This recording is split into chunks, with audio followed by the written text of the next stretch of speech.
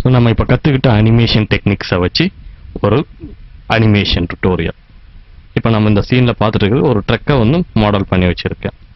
இந்த ட்ரக் எல்லாமே வந்து கம்ப்ளீட்டாக ஒரு ஸ்டாண்டர்ட் ப்ரிமிட்டிவ்ஸை பேஸ் பண்ணி தான், வேறு எதுவுமே வந்து எக்ஸ்ட்ரா எதுவுமே செய்யலை. நாம் கற்றுக்கிட்ட நம்ம இது வரைக்கும் இந்த ஃபண்டமெண்டல்ஸ் கோர்ஸில் கற்றுக்கிட்ட சேம் டெக்னிக்ஸை வச்சு தான் வந்து இதை மாடல் பண்ணியிருக்கேன். இப்போ பார்த்தீங்கன்னா இது வந்து கீழே இருக்கிறது ஒரு டியூப், இது வந்து ஒரு குரூப். இதில் ஒரு டியூப் உள்ளே வந்து குரூப் ஓப்பன் கொடுத்தோம்னா அந்த குரூப் ஓப்பன் ஆகும். அதுக்குள்ளே என்னென்ன இருக்குன்னு பார்த்தீங்கன்னா ஒரு டியூப் இருக்குது. டியூப் தான் வந்து டயர்ஸ். இந்த டியூபை வந்து நான் ஸ்மூத் பண்ணி வச்சுருக்கேன். ஸ்மூத் பண்ணதுனால அந்த டயர் எஃபெக்ட் நமக்கு கிடைச்சிருக்கு. அதுக்கப்புறம் ஒரு 2 சிலிண்டர் இருக்குது. அந்த ஆக்சில்லாம் கொடுக்கறதுக்காக 2 சிலிண்டர் வந்து அந்த இடத்துல இருக்குது. ஸோ இது ஒரு குரூப்.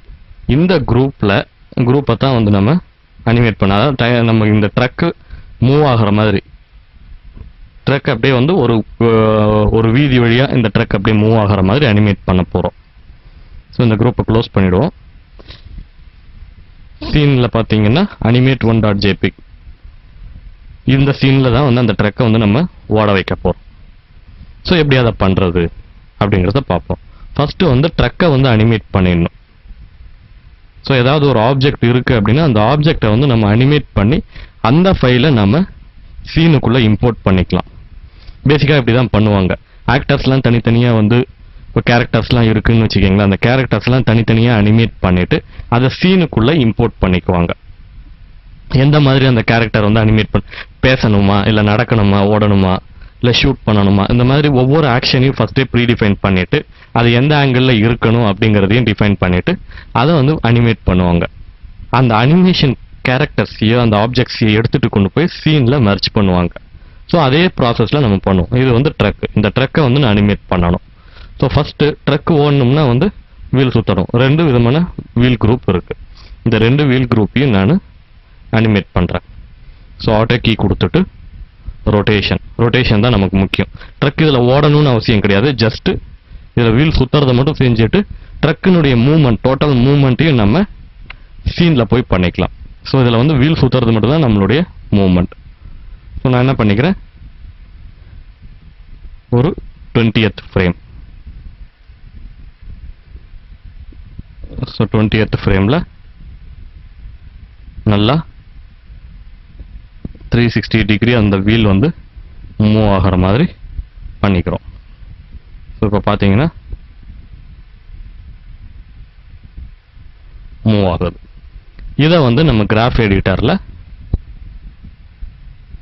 எடிட்டருக்கு போய் அந்த இடத்துல out of range curves parameters use பண்ணி சைக்கிள் இல்லைன்னா லூப் எது வேணாலும் எடுத்துக்கலாம். ஸோ இப்போ பார்த்தீங்கன்னா டோட்டலாக அந்த வீல், ஸோ இந்த கேப்ஸ்லாம் வந்து நம்ம இந்த மாதிரி ஸ்லோவாக மூவ் ஆகுறதுல நம்ம லைட்டாக வந்து கிராஃபில் அட்ஜஸ்ட் பண்ணணும். ஸோ அந்த மாதிரி அட்ஜஸ்ட்மெண்ட்ஸ்லாம் செஞ்சதுக்கப்புறம் இந்த வீலை வந்து மூவ் பண்ணுறோம். இந்த வீலையும் 20th ஃப்ரேமில் வச்சு 1 2 3 4, இது ஒவ்வொரு முறை இப்படி பண்ணணும் அப்படின்னு அவசியம் கிடையாது. நம்ம டோட்டலாக வந்து அதனுடைய வேல்யூஸ் இந்த இடத்துல கொடுத்துக்கலாம். டோட்டலாக 360 டிகிரி ரொட்டேட் ஆகணும் அப்படின்னா அந்த 360 அப்படின்ற அந்த பாயிண்ட்ஸை வந்து நம்ம இந்த இடத்துல கொடுத்துக்கலாம். அதர்வைஸ் நம்ம மேனுவலாக கையை வச்சு, இப்போ நான் ஃபண்டமெண்டல்ஸ் அப்படின்றதுனால வந்து பேசிக்காக நீங்கள் இங்கேயே பண்ணுற மாதிரி நான் வந்து உங்களுக்கு சொல்கிறேன். ஸோ நம்ம இன்னும் 3D எஸ்எம்எஸில் தெளிவாக நம்ம ஆட்டோமேட்டிக்காக இது பண்ணுற மாதிரி இருக்கும். இதுக்கும் ட்ராக் எடிட்டருக்கு போய் அந்த இடத்துல அவுட் ஆஃப் ரேஞ்ச் டைப் பேராமீட்டர்ஸ்க்கு போயிட்டு லூப் இல்லை சைக்கிள் எது வேணாலும் கொடுத்துக்கலாம். ஸோ பார்த்தீங்கன்னா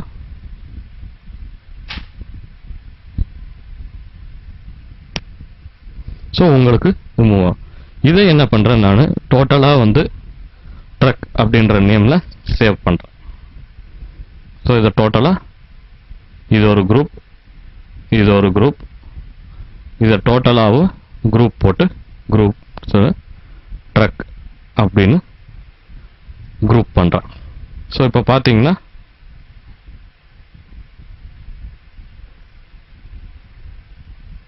உங்களுக்கு இதில் வந்து இந்த ட்ரக்கினுடைய மூவ்மெண்ட்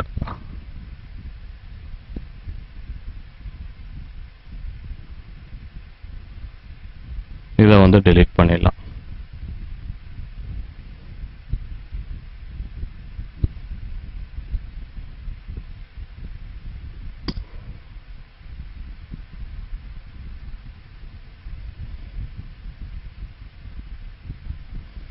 ஸோ பார்த்தீங்கன்னா இந்த ட்ரக்குனுடைய மூவ்மெண்ட் ஆட்டோமேட்டிக்கலாக ஆட்டோக்கு இருந்ததுனால நமக்கு அது ஆட்டோமேட்டிக்காக மூவ் ஆகிற மாதிரி ஒரு இது கிடச்சிருச்சு. அந்த மாதிரி மிஸ்டேக் ஆகிடுச்சு. அதை வந்து எரேஸ் பண்ணிவிட்டு இப்போது ஜஸ்ட் வீல்ஸ் மட்டும் ஸ்பின் ஆகிற மாதிரி நமக்கு ஒரு இதை க்ரியேட் பண்ணி இந்த ஃபைலை நான் என்ன சேவ் பண்ணி வச்சுருக்கேன் அப்படின்னு கேட்டிங்கன்னா ட்ரக் அனிமேட்டட் டாட் மேக்ஸ் அப்படின்ற ஃபைலை இதை சேவ் பண்ணி வச்சுருக்கேன். ஸோ ஃபைல் ஓப்பன் போட்டு பார்த்தீங்கன்னா தெரியும். ட்ரக் அனிமேட்டட், அதாவது அந்த வீல் ஸ்பின்னிங்குடைய மூவ்மெண்ட்ஸ்லாம் அட்ஜஸ்ட் பண்ணி இப்போ பார்த்தீங்கன்னா அந்த ஸ்பின்னிங் ப்ராப்பராக உங்களுக்கு இருக்கும். ஸோ கிராஃபில் வந்து அட்ஜஸ்ட்மெண்ட்ஸ்லாம் பண்ணணும். இல்லை மேனுவலாக அட்ஜஸ்ட் பண்ணுறதுலேயே வந்து கொஞ்சம் டைம் ஸ்பெண்ட் பண்ணிங்கன்னா போதுமானது. ஸோ நல்லா பார்த்தீங்கன்னா இந்த ஸ்பின்னிங் வந்து உங்களுக்கு அந்த நம்ம இதுக்கு முன்னாடி நம்ம பண்ணதில் வந்து இன்டர்வல் இல்லாமல் கிளியராக தெரியும். கொஞ்சம் டைம் ஸ்பெண்ட் பண்ணணும். அதை செஞ்சுட்டு இப்போ நாம் இந்த அனிமேட் பண்ண ட்ரக்கை எடுத்துகிட்டு கொண்டு போயிட்டு இது வந்து உங்களுக்கு ஒரு குரூப்பாக இருக்குது, ட்ரக்குன்ற ஒரு குரூப்பாக இருக்குது. இந்த அனிமேட்டட் ட்ரக்கை எடுத்துகிட்டு கொண்டு போய் நம்மளுடைய சீனில் வைக்க போகிறோம். ஸோ அதுக்கு நம்ம சீனை நம்ம ஓப்பன் பண்ணுறோம். ஸோ ஃபைல் ஓப்பன், இது ஏற்கனவே சேவ் பண்ணதுனால நோ கொடுத்துட்டு இங்கே வந்து அனிமேஷன் சீன் அப்படின்ற ஃபைலில் சேவ் பண்ணி வச்சுருக்கேன்.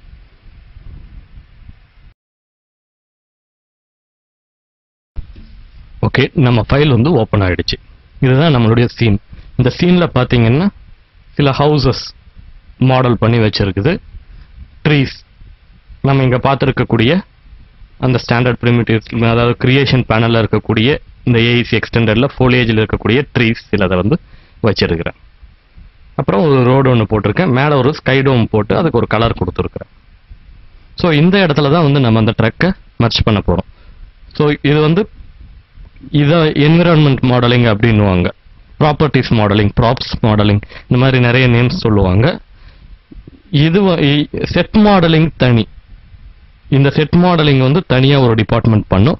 அந்த கேரக்டர் மாடலிங் இல்லை அதுக்குள்ளே இருக்கக்கூடிய அந்த ஆப்ஜெக்ட்ஸ் மாடலிங் அது தனியாக நடக்கும். ஸோ ட்ரக்குன்றது பெரிய ஒரு கேரக்டர் ஒன்றும் கிடையாது. பட் அது இந்த சீனில் அனிமேட் ஆக போகிற ஆப்ஜெக்ட்ன்றதுனால அதை நம்ம தனியாக அனிமேட் பண்ணி அதை இதில் மர்ச் பண்ணுறோம். மர்ச் பண்ணுறதுக்கு என்ன பண்ணோம்னா ஃபைல் மர்ச். ஸோ அதில் வந்து ட்ரக் அனிமேட்டட் டாட் மேக்ஸ்னு இருக்குது. ஓப்பன் கொடுத்தீங்கன்னா அதில் இருக்கக்கூடிய ஆப்ஜெக்ட் நேம் வரும். இந்த ஆப்ஜெக்ட்டுக்குள்ள ஒரு ஸ்கொயர் ப்ராக்கெட் இருக்குது. ரீசன் என்னென்னா இது வந்து இதுக்குள்ளே நிறைய ஆப்ஜெக்ட்ஸ் இருக்குது, இது ஒரு குரூப் அப்படின்றத மென்ஷன் பண்ணுறதுக்கு. ஓகே கொடுக்குறோம். ஓகே கொடுத்தோடனே அந்த ட்ரக் வந்து இந்த சீனில் மெர்ஜ் ஆகிடுச்சு. ஸோ மெர்ஜ் ஆன ட்ரக்கை நம்ம பார்க்கணும் அப்படின்னா இதே கொடுத்தோன்னா தெரியும். ஜூம் எக்ஸ்டெண்ட் ஆகி அந்த இடத்துல ட்ரக் இருக்குது. ஸோ இதை நம்ம என்ன பண்ணுறோம், இந்த ட்ரக்கை மூவ் பண்ணி வைக்கிறோம் முதல்ல. ஸோ ட்ரக்கை நல்லா க்ளீனாக எல்லா வியூ போர்ட்லேயும் இதான் வந்து ரோட் லெவல்,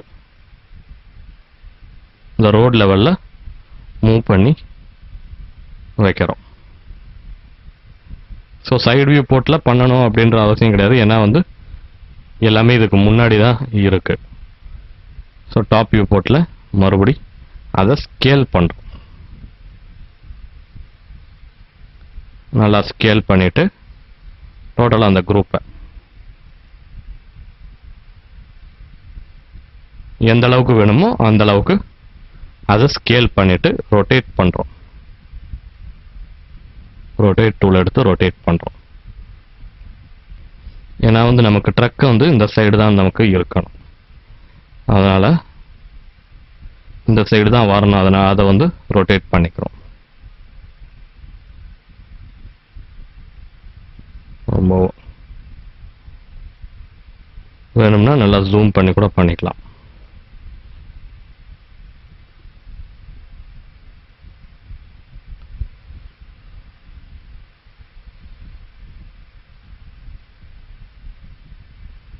ஸோ ரொட்டேட் பண்ணிவிட்டு ஃப்ரண்ட் வியூ போர்ட்டில் அந்த ரோட் மேலே வந்து கரெக்டாக வந்து இருக்கிற மாதிரி செஞ்சிட்டு இதை அதாவது ட்ரக்கை மட்டும் லாக் பண்ணிக்கிறோம். ஸ்பேஸ் பட்டன் ப்ரெஸ் பண்ணால் லாக் ஆகிடும். அப்படி இல்லைன்னா இங்கே கீழே இருக்கக்கூடிய இந்த லாக் பட்டனை ப்ரெஸ் பண்ணணும். ஸோ செலக்ட் பண்ணிவிட்டு நல்லா எந்த இடத்துல இருந்து வரணுமோ அந்த இடத்துல. ஸோ ரோடில் வந்து நமக்கு நல்லா பர்ஃபெக்டாக இந்த இடத்துல வர்ற மாதிரி செஞ்சுக்கலாம். செஞ்சுட்டு இதை வந்து இந்த இடத்துல அனிமேட் பண்ணுறோம். ஆட்டோ கீ கொடுத்து ஸோ 0 ஃப்ரேமில் இங்கே இருக்குது, 100th ஃப்ரேமில்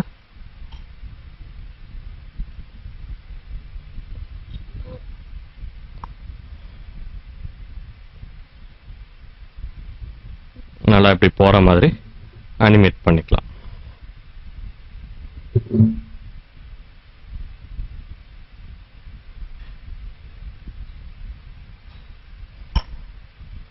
கேமரா வியூ போர்ட்டில் ப்ளே பண்ணி பார்த்தோம்னா சரி ட்ரக் வந்து மூவ் ஆகுது. இப்போ எனக்கு இந்த ட்ரக்கோட சேர்த்து கேமராவும் மூவ் ஆகணும். இதுதான் வந்து என்னுடைய அனிமேஷனுடைய கான்செப்ட். அப்போ என்ன பண்ணலாம், ட்ரக்கை அன்லாக் அதாவது செலெக்ஷன் லாக் வந்து அன்லாக் பண்ணிவிட்டு இந்த ட்ரக்கோட சேர்ந்து நம்ம கேமராவுடைய ஆங்கிள் தான் மூவ் ஆகணும், கேமரா மூவ் ஆகக்கூடாது. அப்போ கேமராவை வந்து பர்டிகுலராக ஒரு பிளேஸில் வச்சுட்டு எல்லாத்துக்கும் சென்டராக ஒரு பிளேஸில் வச்சுட்டு கேமராவை நான் நல்லா இப்படி வச்சுக்கிறேன். இதுதான் ஒரு சென்டர் பிளேஸில் வந்து இருக்கிற மாதிரின்னு வச்சுக்கோ. இப்போ இது வந்து ட்ரக்கை வியூ பண்ணுற மாதிரி நான் கூட இதை வந்து நல்லா கேமராவை அட்ஜஸ்ட் பண்ணிக்கலாம். ஸோ அட்ஜஸ்ட் பண்ணிவிட்டு இந்த கேமராவுடைய டார்கெட் நல்லா பார்த்துக்கணும். கேமராவுடைய டார்கெட், இந்த கேமராவுடைய டார்கெட்டை எது கூட லிங்க் பண்ணுறேன் அப்படின்னு கேட்டிங்கன்னா ட்ரக்கோட. இதை எடுத்து கேமராவுடைய டார்கெட்டை செலக்ட் பண்ணி ட்ரக்கோட லிங்க் பண்ணிக்கிறேன். இப்போ பார்த்தீங்கன்னா ட்ரக் மூவ் ஆக ஆக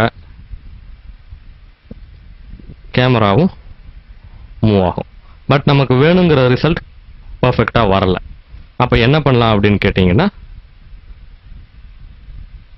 நம்ம ட்ரக்கை மூவ் பண்ணும்போது மட்டும்தான் வந்து கேமரா டார்கெட் மூவ் ஆகும். பட் சைல்டை வந்து மூவ் பண்ணும்போது பேரண்ட் மூவ் ஆகாது. அப்போ என்ன பண்ணலாம், அந்த டார்கெட்டை செலக்ட் பண்ணி அதை லாக் பண்ணிக்கிட்டு, ஏன்னா வந்து நிறைய ஆப்ஜெக்ட் இருக்கிறதுனால லாக் பண்ணிக்கிறது ரொம்ப முக்கியம். ஸோ அந்த ஆங்கிளை மறுபடியும் மாற்றுறோம். எந்த ஆங்கிளில் நமக்கு வேணும் அப்படின்றத மாற்றுறோம்.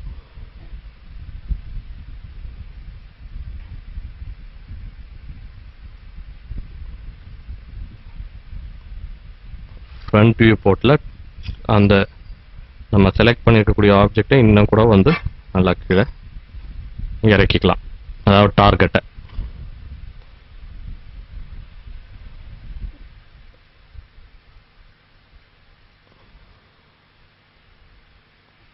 ஸோ இந்த இடத்துல வந்து இன்னும் அதை லைட்டாக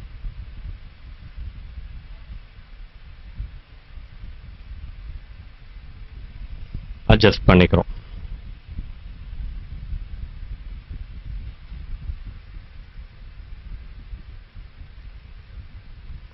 பார்த்தீங்கன்னா கேமரா ஆக்சுவலாக அது போறவே நமக்கு காட்டுற மாதிரி ஒரு எஃபெக்ட் கிடைக்கும்.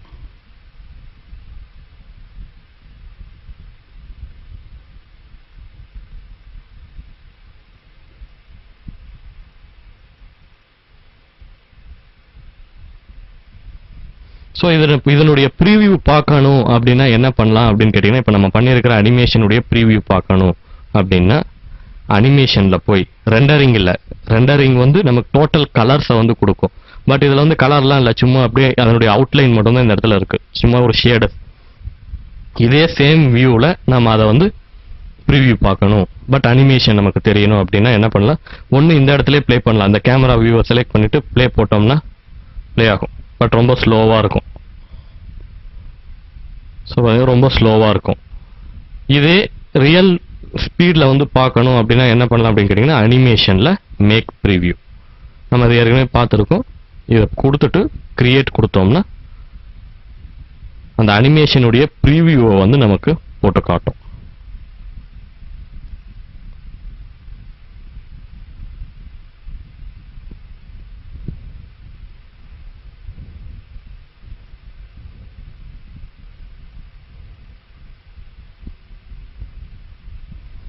ஸோ ப்ரீவியூ முடிஞ்ச உடனே ஆட்டோமேட்டிக்காக அதுவே வந்து மீடியா பிளேயர் ஓப்பன் பண்ணி அந்த மீடியா பிளேயரில் ப்ளே பண்ணி காட்டும்.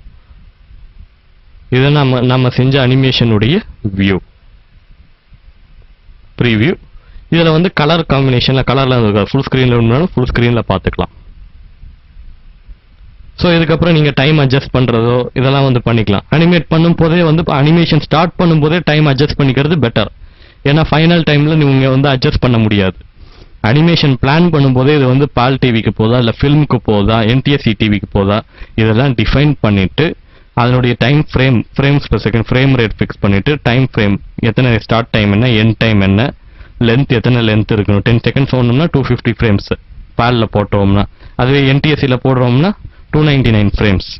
இந்த மாதிரி ஃப்ரேம்ஸ் எல்லாம் வந்து டிஃபைன் பண்ணிட்டு அதனுடைய டேர்ம்ஸ் எல்லாம் டிஃபைன் பண்ணிட்டு அதுக்கப்புறம் அனிமேட் பண்ணுறது பெட்டர். எப்போவுமே ப்ரீ பிளானிங் ஸ்டேஜ் அப்படின்னு சொல்லிட்டு ஒன்று இருக்கு. அதாவது ஸ்டோரி போர்டு வரைவாங்க. அந்த ஸ்டோரி போர்டில் இத்தனை செகண்ட்ஸ் இந்த படம் வரைய இந்த அனிமேஷன் ரன் ஆகணும் அப்படிங்கிறதெல்லாம் வந்து செய்வாங்க. எப்படி ஒரு சினிமாவுக்கு வந்து அந்த திரைக்கதை அப்படிங்கிறது ரொம்ப முக்கியமோ அந்த மாதிரி இந்த ப்ரீ பிளானிங் ஃபேஸ் வந்து ரொம்ப ரொம்ப முக்கியம் அனிமேஷனில். அதிலே வந்து நம்ம எல்லாத்தையும் டிஃபைன் பண்ணி வச்சுட்டு அதுக்கப்புறம் அனிமேஷனில் உட்காரணும். ஸோ அந்த மாதிரி இப்போ வந்து இது 100 ஃப்ரேம்ஸ் தான் பேசிக்காக வந்து டிஃபால்ட்டாக 3ds Maxல இருக்கக்கூடிய செட்டிங்ஸ் வச்சு தான் நம்ம பண்ணியிருக்கோம். பட் இருந்தாலுமே நம்ம இன்னும் இதை வந்து இது ஸ்பீடாக இப்போ நம்ம அனிமேஷன் பார்த்தோம் அப்படின்னோம்னா வந்து ரொம்ப ஸ்பீடாக ஓடுற மாதிரி இருந்தது. அதை வந்து அட்ஜஸ்ட் பண்ணுறதுக்கு இன்னும் ஃப்ரேம்ஸை ரீஸ்கேல் டைம் கொடுத்து நம்ம அதை இன்னும் கூட ஃப்ரேம்ஸ் வந்து அட்ஜஸ்ட் பண்ணிக்கலாம். 200 ஃப்ரேம்ஸ் ஸ்லோவாக ஓடுற மாதிரி அந்த மாதிரி இது பண்ணி அட்ஜஸ்ட் பண்ணி இப்போ நான் இந்த 100 ஃப்ரேம்லேயே வந்து இதை வந்து ரெண்டர் பண்ணுறேன்.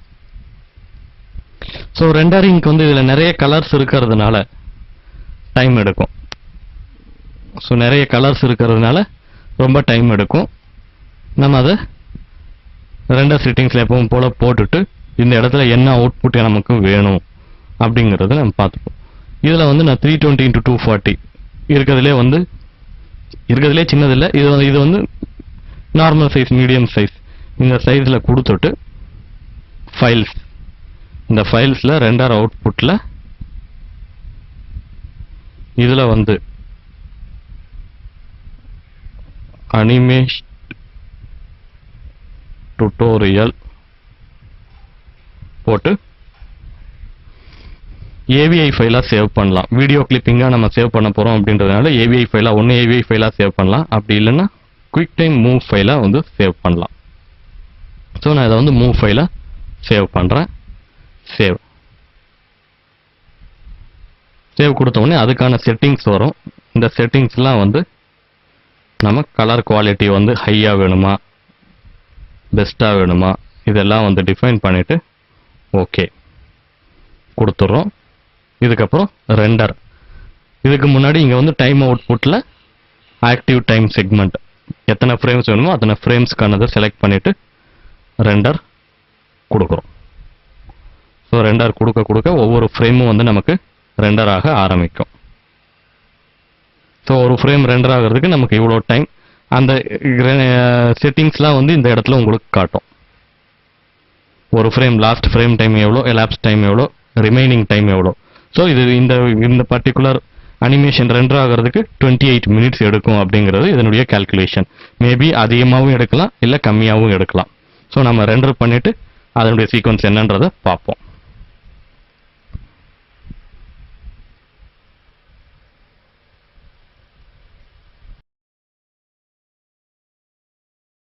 ஓகே, நம்ம சீன் வந்து நமக்கு ரெண்டர் ஆகி கிடைச்சிடுச்சு.